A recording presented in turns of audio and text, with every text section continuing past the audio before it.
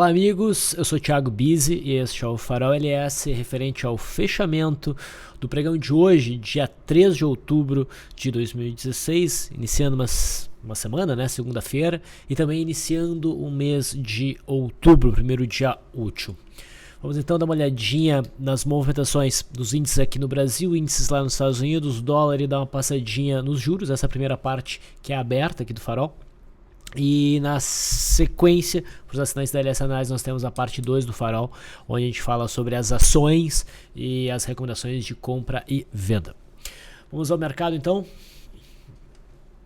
Hoje, um dia de alta no índice Bovespa, uma alta de 1,87%.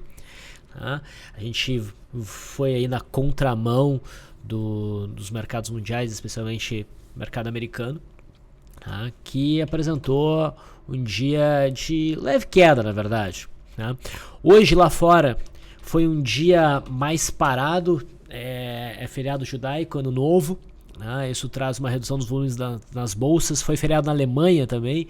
E se eu não me engano, a gente teve um feriado em alguns dos principais mercados na Ásia. Então o volume fora Brasil foi mais reduzido. E o que levou o mercado brasileiro a conseguir desempenhar bem, uma alta de 1,87%, de certa maneira até graficamente surpreendendo? Olha, difícil dizer, eu só posso chutar que foi o resultado do primeiro turno das eleições municipais. Né? Você sabe o que aconteceu e o mercado encarou isso como muito positivo. Né? Olhando o gráfico, né, o que a gente pode dizer? O que esse candle nos diz? Bom, esse candle é mais um golpe, né? Fragilizando uma hipótese baixista de mercado, que eu acho que ainda existe, tá? Mas se fosse para o mercado cair, ele poderia ter aproveitado o sinal desses últimos 2 dias, né? Vamos recapitular. O mercado nos deu um sinal bem baixista a partir do candle do dia 9 de setembro. O mercado começou a desenhar um pivô de baixa, né, e esse pivô de baixa nos lembrou a possibilidade, que nos trouxe uma possibilidade de um ombro cabeça a ombro, que começou a ser desconfigurada a partir desse dia aqui, do dia 27, quando o mercado testou a LTA, e essa LTA vem lá desde janeiro, né? O rompimento desta LTA seria uma sinalização baixista, na minha leitura, importante, mas o mercado, ao contrário de ir para baixo, conseguiu reverter e fechar no candle de cotação altista, e no dia seguinte a gente teve mais um dia de alta, onde a gente começou claramente a quebrar a simetria, né?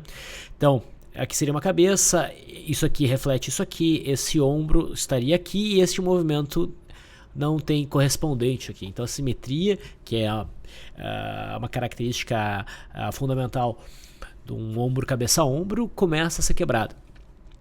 A gente teve uma bela quarta-feira de alta aqui no dia 28, e a reação do mercado, né, foi um candle até mais forte para baixo, fazendo um engolfo, dando uma ideia de Twin Towers, pegou o mercado de surpresa. No dia seguinte, sexta-feira, o mercado tentou se recuperar e não conseguiu, mostrou muita timidez, chegou a perder essa mínima. Então, no fechamento, com esse fechamento de sexta-feira, ficava com uma cara de que o mercado ia realmente para baixo. Aí o mercado, no final das contas, fez um bom movimento de alta.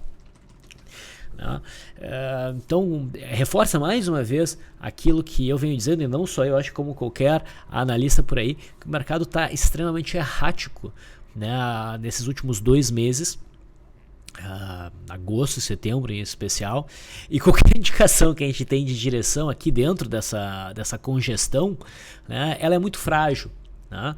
Então hoje a gente teve um dia de alta que não foi acompanhado pelos mercados mundiais.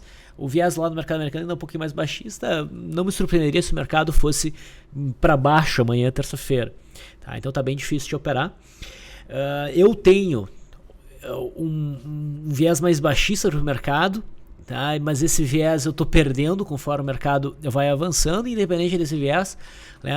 As posições recentes que o mercado ofertou são operações na ponta compradora, então nesse sentido essa alta de hoje é bastante positiva para as operações que a gente vem carregando, que nesse momento são basicamente operações compradas, tá? Para operar na ponta vendedora, né, short, para apostar num cenário short de mercado, seria importante, na minha visão, realmente importante o mercado pelo menos conseguir produzir o rompimento claro dessa LTA. Antes disso, pelo menos no curtíssimo e curto prazo, operar na venda não parece ser um bom negócio agora. Tá? Muita gente me questionou sobre uma questão de um diamante no mercado, tá? Que seria uma figura assim. Tá? Existe realmente essa possibilidade.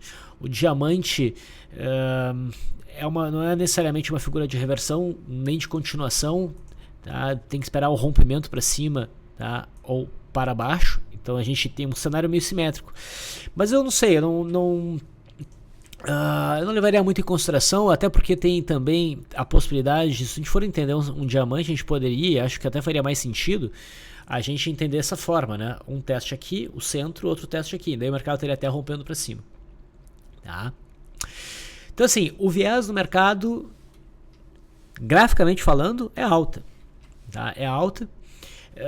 Tá fácil de operar? Não tá fácil de operar, especialmente o índice, isso que eu venho dizendo, o índice realmente não tá fácil de operar, mas olhando entre as diversas ações que nós temos aí para operar, a gente teve aí alguns sinais interessantes, como a CSNA, que está evoluindo bem, a Petrobras, que segue ganhando força, enfim, alguns papéis estão evoluindo. Tá? Esse é o gráfico semanal do índice Bovespa. Não está mais com cara baixista, o mercado teve a oportunidade de cair e acabou desenvolvendo um movimento lateral, a média de 21 períodos vem correndo por baixo, logo vai se aproximar. Então, este cenário aqui tinha um aspecto baixista, isso aqui já mostra que o mercado optou por não, pelo menos por enquanto, a não ir para baixo. Tá? Então, antes de operar na ponta vendedora, se comprometer realmente com uma venda, eu gostaria de ver o mercado, no mínimo, romper essa LTA. E o sinal ainda mais importante seria o rompendo para baixo dessa congestão. Tá? Muito bem. Vamos dar uma olhadinha lá fora. Então, o índice Dow Jones teve pouca movimentação hoje, mas foi um dia de correção.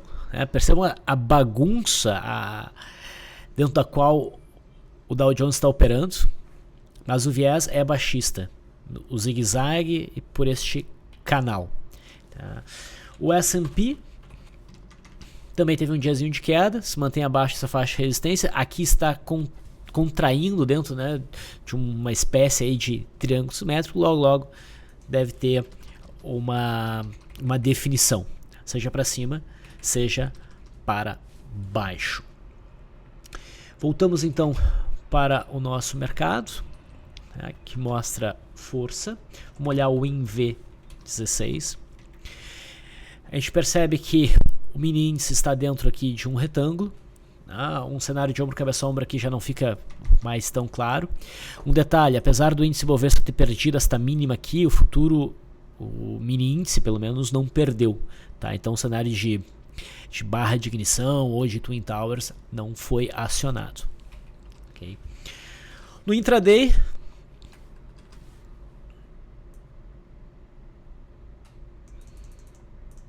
este era o nosso fechamento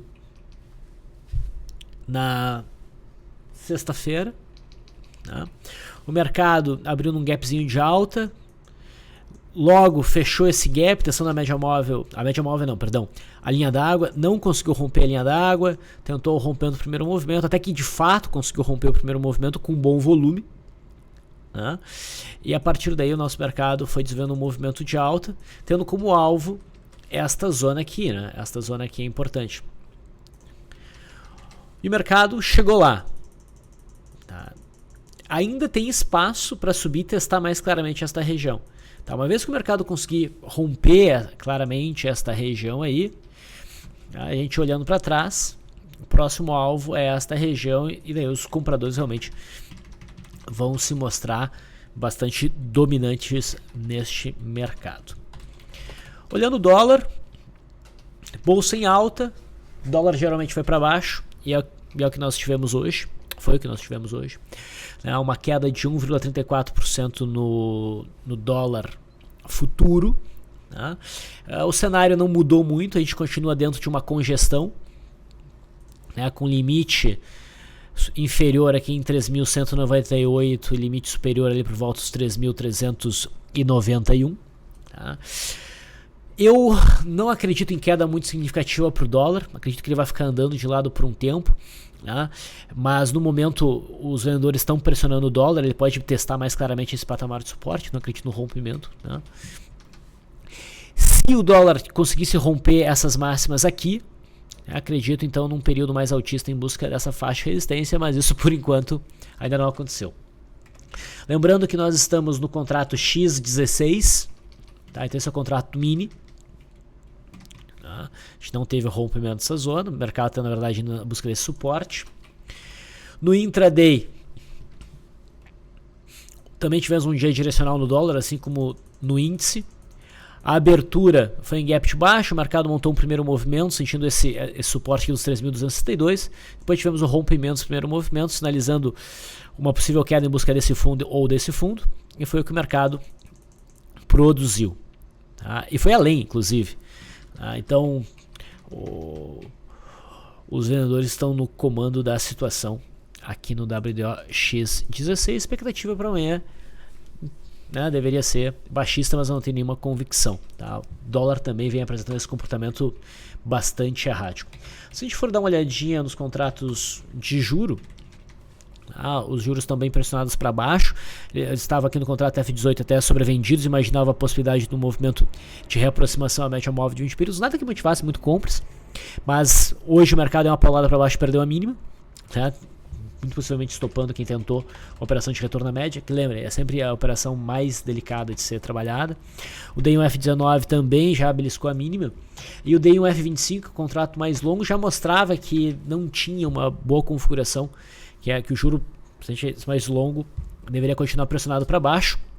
A gente estava logo próximo aqui de um suporte importante que foi rompido, então operar na ponta compradora aqui não era uma boa ideia. O juro vem consolidando abaixo desse suporte e tende, num prazo maior, a seguir em queda.